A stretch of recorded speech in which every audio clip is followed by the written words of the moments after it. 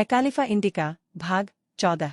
TB, बुखार, दुबलापन, खांसी, छाती में दर्द, रक्त वमन, गैस्ट्रिक अल्सर, दस्त इस देश के मुक्तावर्षी के पत्तों से तैयार होती है। यह धीमा बुखार, दिनों दिन शरीर का दुबला होते जाना, खांसी, खून मिली खांसी, यक्ष्मा और फेफड़े से रक्तस्राव में ही अधिक व्यवहृत होता है। खांसते खांसते बलगम के साथ रक्त निकलना, वक्षस्थल में दर्द रहना और खांसते खांसते यक्ष्मा के रोगियों की खांसी का रात को बहुत बढ़ जाना, इनमें इससे विशेष लाभ होता है। एकालिफा में खून का रंग चमकीला लाल या कुछ काला रंग लिए होता है। उसके साथ ही रोगी को स्वरभंग भी रहता है। सवेरे पतला ताज़ा रक्त और तीसरे पहर काला थक्का थक्का रक्त निकलना भी इसका एक दूसरा लक्षण है।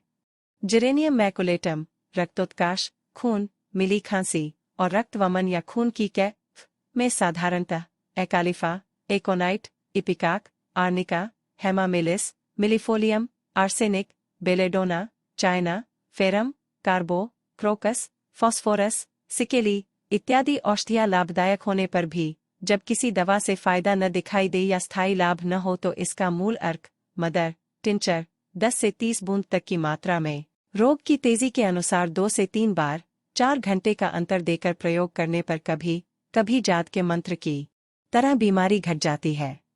पाकस्थली का जख्म, गैस्ट्रिक अल्सर और बच्चों अतिसार में भी यह लाभ करता है।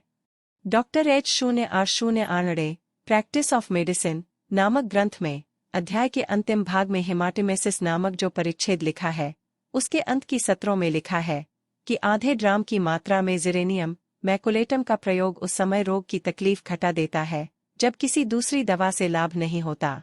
डॉक्टर विलियम बोरिक ने अपनी मेटेरिया मेडिका में जिरेनियम मैकुलेटम अध्याय के शुरू में ही लिखा है, अर्थात भिन्न भिन्न यंत्रों से बहुत अधिक रक्तस्राव, खून की के आदि, चाहे वह पाकस्थली के जख्म से हो, पाकस्थली से हो या फेफड़े से थोड़ा हो या अधिक, मुंह से बार बार वेग से चमकीला रक्त निकलकर रोगी का मृत्युकाल भी यदि आसन आ गया हो तो भी समय पर इसका प्रयोग होने से रक्त बंद होकर जल्द ही रोगी पुनर्जीवन प्राप्त करेगा।